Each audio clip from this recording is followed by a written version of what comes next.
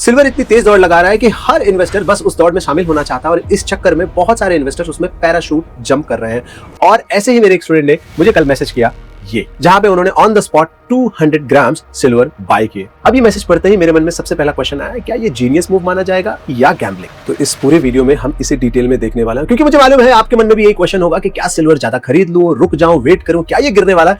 Everything we are going to answer in this video. And उसके बाद आप अपना डिसीजन ले सकते हो कि आपको सिल्वर बाय करना है या फिर वेट, क्योंकि आंसर थोड़ा कॉम्प्लिकेटेड है। तो सबसे पहले देखते हैं कि ये मूव जीनियस क्यों हो सकता है। क्योंकि वर्ल्ड में रियल में सिल्वर की शॉर्टेज चालू है, और ये शॉर्टेज कोई 1-2 साल से नहीं है, लगभग पिछले 4-5 सालों से है। बट असर लास्ट के 3-4 महीने में क्यों दिखा, इसका भी आंसर समझते हैं। सबसे पहली बात, ये जो शॉर्टेज हो रहे थे, ये जो ऑलरेडी सरफेस पे रखा हुआ सिल्वर है, यानी कि जो माइन किया हुआ सिल्वर है, उससे इसकी पूर्ति हो जा रही थी। लेकिन जो वर्ल्ड के डायनामिक्स बदल रहे हैं, जिस हिसाब से solar, AI, EVs and AIs ने स्पेसिफिकली जिस तरीके से सिल्वर का इस्तेमाल करना चालू किया है, या फिर जिस तरीके से एआई में इन्वेस्टमेंट आने वाला है, जिस तरीके से कमिटमेंट किया गया है, वहां पे सीधा सीधा दिखाई दे रहा है कि सिल्वर के यूजेस फ्यूचर में और बढ़ सकते हैं। ऑफ कोर्स बढ़ सकते हैं, तो मन में ये आएगा कि अच्छा ठीक है, इसकी माइनिंग बढ़ा दो, बट इसका माइनिंग बढ़ाना इतना आसान नहीं है।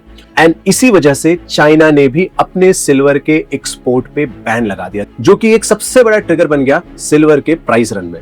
अब वर्ल्ड में जितना भी प्रोडक्शन होता है, उसमें चाइना सेकंड लार्जेस्ट प्रोड्यूसर है सिल्वर। और अगर सिल्वर का सेकंड लार्जेस्ट प्रोड्यूसर एक्सपोर्ट ही ना करे, तो ऑफ कोर्स वर्ल्ड में और ज्यादा शॉर्टेज हो सकती है। इस वजह से सिल्वर ने प्राइस में इतना बड़ा जंप दिखाया, क्योंकि सोलार पहले से ही बन रहे थे, ईवीज पहले से ही बन रहे थे, एआई भी पहले से ही पिछले 4-5 सालों से इस पे बहुत हेवी काम चालू है।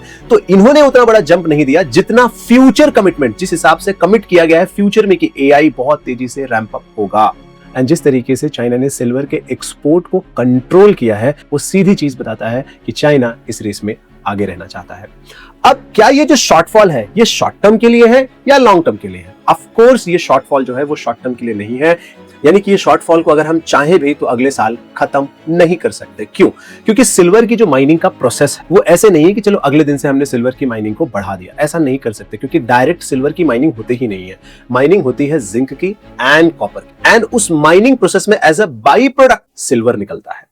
तो अगर हम ये सोचें कि चलो मैं ज्यादा माइन कर लूंगा सिल्वर लेने के लिए, तो ऑफ कोर्स आप ज्यादा कॉपर एंड जिंक को माइन करो। तो ये चीज इतनी आसान नहीं है। अच्छा, मान लो कल को हो सकता है कि हमें कोई भंडार मिल जाए सिल्वर का, और उसका माइनिंग प्रोसेस हम चालू करना चाहें, तो उसके रिसर्च एंड माइनिंग के प्रोसेस में लगभग 10 साल का गैप लगेगा। यानी आज अगर हमें कोई भंडार मिलता है, तो हो सकता है 2036 में हमें सिल्वर मिले। तो इस मैक्रो इकोनॉमी को देखते हुए ये साफ साफ लगता है कि इनका ये मूव सही हो सकता है। But here is one very important question, क्या ये सब सोच करके इन्होंने डिसीजन लिया है, या फिर डिसीजन सिर्फ फोमो में आया है, यानी कि फियर ऑफ मिसिंग आउट, कि भाई इतना भाग रहा है तो इसको मैं लूट लेता हूं फटा। अगर ये सोच करके लिया गया है ये, तो फिर ये मूव गैम्बलिंग माना जाता है। Now here is one more point, let's say इसके क्या क्या गड़बड़ हो सकता है। Let's take a bad case. हो सकता है कि कल को चाइना अपने एक्सपोर्ट के बैन को हटा दे, या फिर इंडस्ट्री में सिल्वर का कोई रिप्लेसमेंट हो जाए आने वाले 1-2 साल में, या फिर उस पे कोई रिसर्च निकल के आए, क्योंकि जैसे जैसे जिस चीज की कॉस्टिंग बढ़ती है उस पे रिसर्च होना चालू हो जाता है। इसको आप एकदम सिंपल एग्जांपल से समझो। जब कोविड आया था, उस समय कोविड की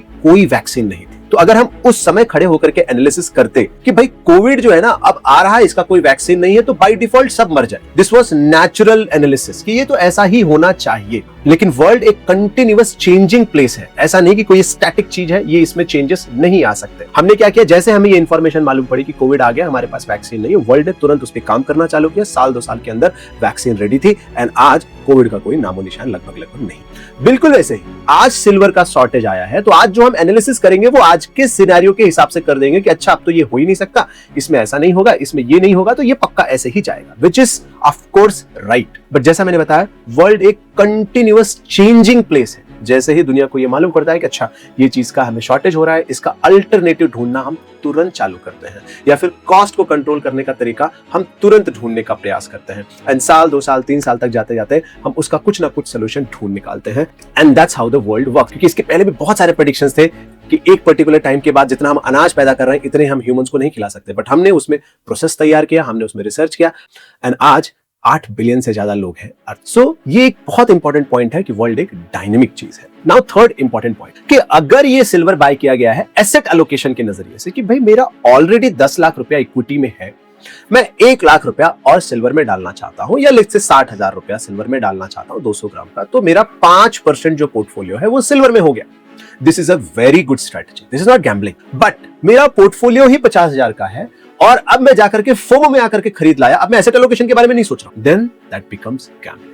बाय द वे, ये जो मेरे स्टूडेंट है इनका पोर्टफोलियो अच्छा है, तो उसमें एसेट एलोकेशन के नजरिए से ये बिल्कुल सही बात। नाउ नेक्स्ट पॉइंट, कि क्या ये मूव बहुत शॉर्ट लिव्ड होगा? आंसर है नहीं। अगर इतना बड़ा वेल्थ एक्सप्लोड होना है तो इस मूव को शॉर्ट लिव्ड नहीं होना पड़ेगा, इस मूव को लंबा होना पड़ेगा, तभी तो आप मैसिव वेल्थ बनाओगे। तो ऐसे में अगर ये मूव सच में इतना लंबा होने वाला है, सच में सिल्वर की प्रॉब्लम नहीं सॉल्व होने वाली है, तो ऐसे में स्टैगर्ड मैनर में कलेक्ट करना ज्यादा अप्रोप्रिएट स्ट्रैटेजी हो सकती। क्यों? क्योंकि आप इस प्रोसेस में अपने रिस्क को भी एडजस्ट करते हो। ऐसा नहीं होगा कि आपने इकट्ठा जाकर के लेट्स से 10 लाख का ले लिया और मान लो किसी वजह से कोई भी चेंज आया वर्ल्ड में, तो वो 10 लाख रुपया आपका 7 लाख, 6 लाख, 5 लाख हो सकता है। आई नो वो 20 लाख भी हो सकता है, but that will become a gambling. हाँ, अगर आपका पोर्टफोलियो ही 1 करोड़ का है तो आप उसमें से 10 लाख सिल्वर रखो, 10%। हो सकता है आपका पोर्टफोलियो 50 लाख का हो, आप 5% रखो, 2.5 लाख। हो सकता है आपका पोर्टफोलियो 1 लाख का हो तो आप 5% यानी 5,000। बट पोर्टफोलियो में एसेट एलोकेशन के नजरिए से सोचना है। End of the day it's your call, how you want to take a call. But जब आप एसेट एलोकेशन के नजरिए से सोचोगे, believe me, you will stay for a longer horizon in this market, and बड़ा वेल्थ अगले 15-20 साल तक बने रहने में ही बनने वाला है। शॉर्ट होराइजन में ऑफ कोर्स हमें कुछ मूव्स बहुत अच्छे मिल जाते हैं, लेकिन अगर इसी तरह से हम फोमो में रिएक्ट करेंगे तो आज ये मूव हो सकता है सही साबित, अगली बार कोई मूव गलत साबित हो जाएगा एंड वो फिर न्यूट्रल हो जाता है। बिल्कुल ऐसे जैसे आज सिल्वर का मूव आ रहा है, उसके पहले एनएफटी है, कभी गोल्ड आएगा, कभी बिटकॉइन आएगा, कभी कुछ और कॉइन आएगा, कभी हमेशा कुछ ना कुछ आता रहेगा। हमें जब भी सोचना है एसेट एलोकेशन के नजरिए से सोचना है। तो इनके केस में of course he is thinking from a asset allocation perspective, और मेरा भी वही अप्रोच है कि एसेट एलोकेशन पर्सपेक्टिव से total portfolio is let's say 10 lakh तो 60,000 is only 5%, which is okay. But इन्होंने बाय किया है फिजिकल फॉर्म में, जहां पे 3% का गया है GST. That I didn't wanted, I wanted in a proper digital format, क्योंकि आप इसको बाय कर रहे हो गेन के नजरिए से कि फ्यूचर में कभी गेन हो या आपको रीबैलेंस करना हो तो बड़ी आसानी से आप रीबैलेंस कर पाओ। बट अगर आप फिजिकल फॉर्म में लेते हो तो रीबैलेंस करना कई बार बहुत मुश्किल हो जाएगा, कोई जाकर के ऐसे बेचता नहीं है। Then that is become a लेना बैंक, कि ले तो लिया है तो वो ऑलवेज वो लेना बैंक में ही चला गया, देना नहीं होता है।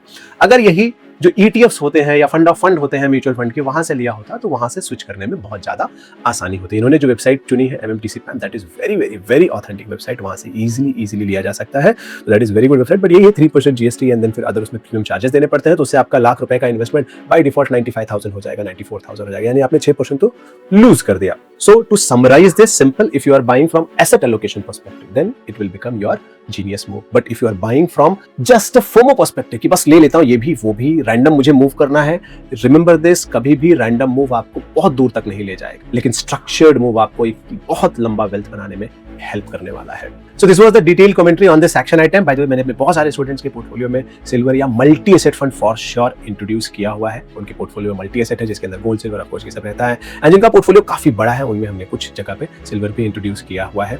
And we keep on reviewing this portfolio, we keep on changing this portfolio. अगर आपके भी कुछ क्वेश्चन है, थॉट है, व्यू है जो आप कमेंट में शेयर करना चाहते हो, आपको लगता है कोई पॉइंट हमसे मिस हो गया, डेफिनेटली हो सकता है, please try to write in the comment segment. बाकी मिलते हैं नेक्स्ट लर्निंग वीडियो में। Thank you so much, bye and जय हिंद।